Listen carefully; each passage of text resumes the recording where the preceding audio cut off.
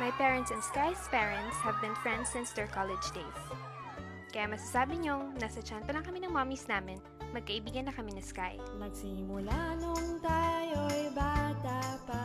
Sky remained to be my one and only BF, my one and only best friend. BF ang turing, meaning best friend kung basahin. What about the coming Minnesota Inventors Congress? May naisip ka na bang entry?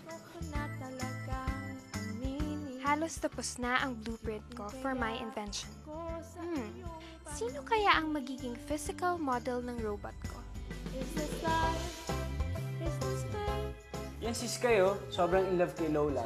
Pero, sobrang torpe lang din yung Peg.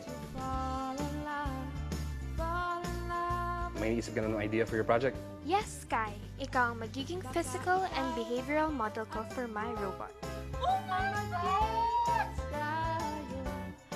Yes! Success ang project ko!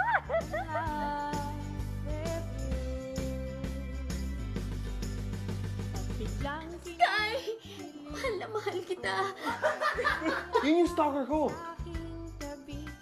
Hello? Do you hear me? Yes, Lola. Hindi ako bingi. So, ano yung tatawag ko sa'yo? What about ang pogi mo? Ibang level na ba ang stage? Ako ba to? I'm glad to meet you.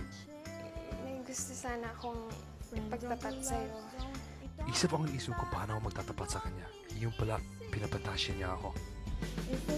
Paano ba kita papatayin? Hindi mo ako papatayin! Hindi mo ako papatayin!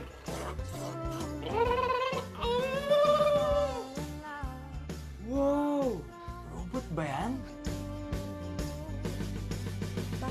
Si Sky muna yung magpapanggap na robot habang wala pa yung robot.